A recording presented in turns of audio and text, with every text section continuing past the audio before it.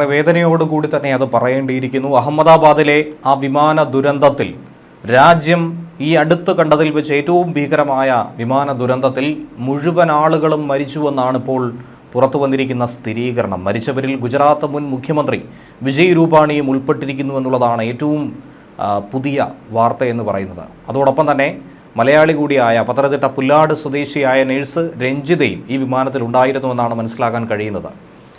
സർദാർ വല്ലഭായ് പട്ടേൽ രാജ്യാന്തര വിമാനത്താവളത്തിൽ നിന്നും 242 ആളുകളുമായി ലണ്ടനിലേക്ക് പറന്നു പൊങ്ങിയ AI-171 ബോയിങ് 7878 ഡ്രീം ലൈനർ വിമാനമാണ് ടേക്ക് ഓഫിന് തൊട്ട് പിറകെ ഏതാനും നിമിഷങ്ങൾക്കകം റൺവേക്ക് തൊട്ടടുത്ത ജനവാസ മേഖലയിൽ തകർന്നു വീണത്. ഉച്ചയ്ക്ക് 1:43 അപകടം. 1:39 വിമാനം ടേക്ക് ഓഫ് ചെയ്തത്.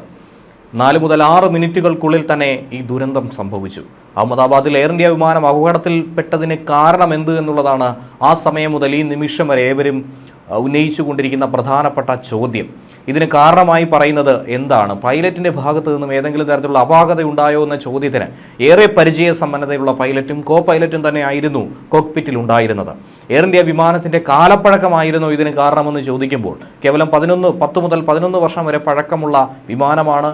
ഏറ്റവും അധികം ദീർഘദൂരം സഞ്ചരിക്കാൻ പര്യാപ്തമായിട്ടുള്ള വിമാനമാണ്.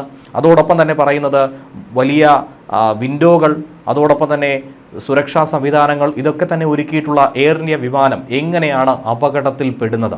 അതിന് മറ്റെന്തെങ്കിലും കാരണമുണ്ടായിരുന്നോ? ഏറ്റവും ഒടുവിൽ പൈലറ്റിൻ്റെ ഭാഗത്തു നിന്നും മെയ്ഡേ എന്ന് പറഞ്ഞുകൊണ്ട് ഉയർന്നു പൊങ്ങാൻ സാധിക്കുന്നില്ല എന്ന് പറഞ്ഞുകൊണ്ട് നൽകിയ സന്ദേശം അതടക്കം ഇപ്പോൾ ഒരുപാട് ചോദ്യങ്ങൾക്ക് ഇടയാക്കുന്നു. അതിൽ ഏറ്റവും പ്രധാനമായി വ്യോമയാന വിദഗ്ധരടക്കം ചൂണ്ടിക്കാണിക്കുന്ന ഒരു വിഷയം, വിമാനം പറന്നു പോകുന്നതിനിടയിൽ ജനവാസ കേന്ദ്രത്തിൽ തന്നെ ഇടിച്ചിറങ്ങുന്നതിന് തൊട്ട് മുൻപായി ഇതിലേക്ക് ഏതെങ്കിലും പക്ഷി ഇടിച്ചോ എന്നുള്ള ചോദ്യമാണ്.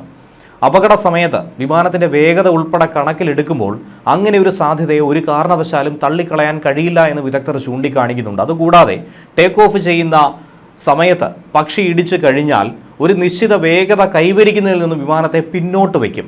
അതിനെ തടഞ്ഞു നിർത്തുന്നത് കൊണ്ട് വിമാനം പ്രതീക്ഷിക്കുന്നത് പോലെ പറന്നുയർന്ന് പൊങ്ങാനായി സാധിക്കില്ല. അതിനുശേഷം പിന്നീട് വിമാനം ശ്രമിക്കുന്നത് താഴേക്ക് കൂപ്പുകുത്താൻ തന്നെയാണ്. അതുതന്നെ ആയിരിക്കണം ഈ അപകടത്തിന് സാധ്യത എന്നാണ് വ്യോമയാന വിദഗ്ധർ ചൂണ്ടിക്കാണിക്കുന്നത്.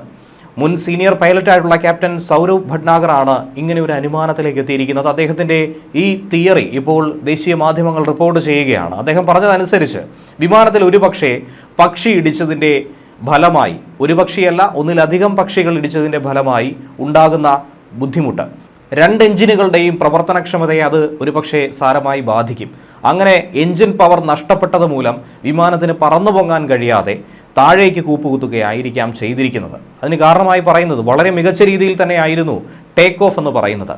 പക്ഷേ പിന്നീടുണ്ടായ എമർജൻസി ലാൻഡിംഗ്, അതല്ലെങ്കിൽ അപ്രതീക്ഷിതമായി കൈവിട്ടുപോയ ഇടിച്ചിറങ്ങിയ സാഹചര്യം, അതൊക്കെ തന്നെയാണ് ഇങ്ങനെ ഒരു അനുമാനത്തിലേക്ക് എത്തിക്കുന്നത്. കാരണം മികച്ച രീതിയിൽ ടേക്ക് ഓഫ് നടത്തിയെങ്കിലും ഗിയറപ്പ് എടുക്കുന്നതിന് മുൻപ് തന്നെ വിമാനത്തിന് പറന്നു പോകാൻ കഴിയാതെ താഴേക്ക് ഇറങ്ങേണ്ടി വന്നു.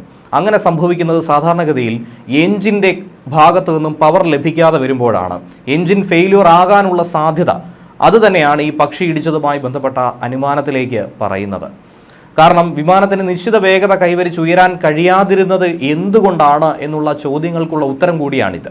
ടേക്ക് ഓഫിൽ ഒരുപക്ഷെ ഒന്നിലധികം പക്ഷികൾ അത് കൂട്ടിയിടിച്ച് കഴിഞ്ഞാൽ 6 മുതൽ 7 മിനിറ്റുകൾക്കുള്ളിൽ തന്നെ അപകടം സംഭവിച്ചേക്കാം. ഈ പറയുന്നതും 4 മുതൽ 6 മിനിറ്റുകൾക്കുള്ളിൽ തന്നെയാണ് അപകടം സംഭവിച്ചിരിക്കുന്നത്.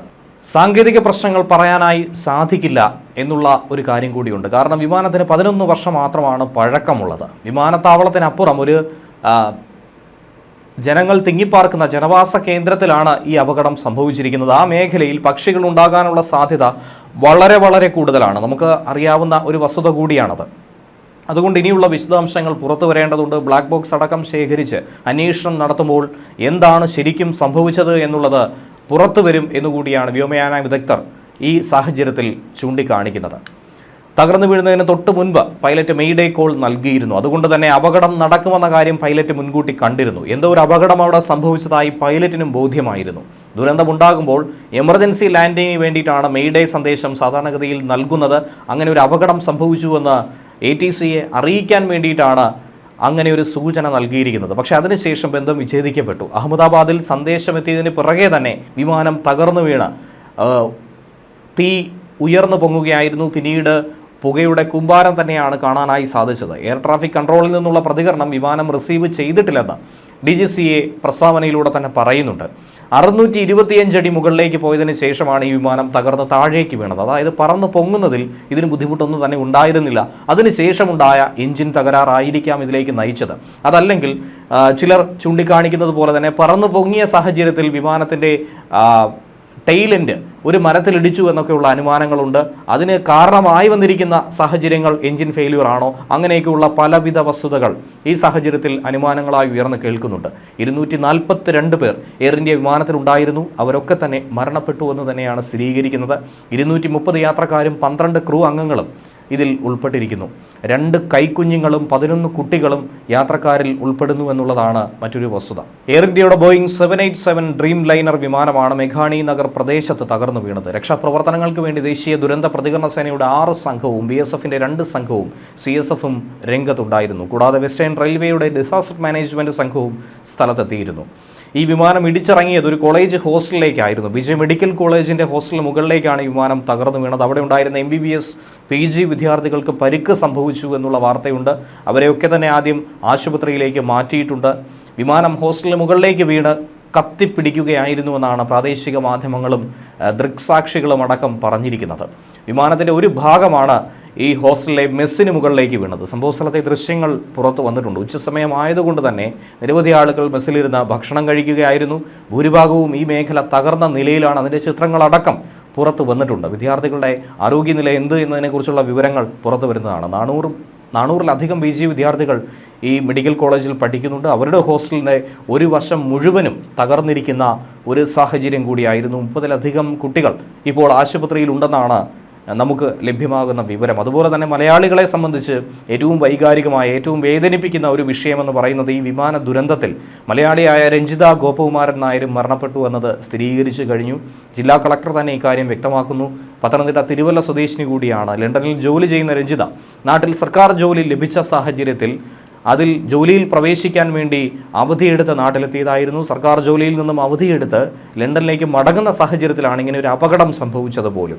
ലണ്ടനിലെ ജോലി സ്ഥലത്തേക്കുള്ള യാത്രക്കിടയിൽ ഇങ്ങനെ ഒരു അപകടം സംഭവിച്ചതിൽ ഞെട്ടലിൽ തന്നെയാണ് ഇപ്പോഴും കുടുംബവും. യാത്രയ്ക്കായി ഇന്നലെയായിരുന്നു രഞ്ജിത വീട്ടിൽ നിന്നും കൊച്ചിയിലേക്ക് യാത്ര തിരിച്ചത്. കൊച്ചിയിൽ നിന്നും അഹമ്മദാബാദിലേക്കും അവിടെ നിന്ന് നേരെ ലണ്ടനിലേക്കുമായിരുന്നു യാത്ര. രഞ്ജിതയ്ക്ക് അമ്മയും 10ലും 7ലും പഠിക്കുന്ന 2 കുട്ടികളുമാണ് വീട്ടിലുള്ളത്. കൊച്ചുകുട്ടികളും അമ്മയും മാത്രമാണ് വീട്ടിലുണ്ടായിരുന്നത്. ഇവർ അപകട വിവരമറിഞ്ഞുള്ള വേദനയിൽ തന്നെയാണ് ബന്ധുക്കളും നാട്ടുകാരുമൊക്കെ സ്ഥലത്തെത്തിയിട്ടുണ്ട്. നിർമ്മാണത്തിലിരിക്കുന്ന വീടാണ് ഇവരുടേത്. സർക്കാർ ഇടപെട്ട് വളരെ വേഗത്തിൽ രഞ്ജിതയുടെ കാര്യത്തിൽ ഒരു തീരുമാനമുണ്ടാക്കണമെന്നും മറ്റ് നടപടിക്രമങ്ങൾ വേഗത്തിലാക്കണമെന്നുമുള്ള ആവശ്യം ഇതിനോടകം തന്നെ ഉയർത്തിയിട്ടുണ്ട്.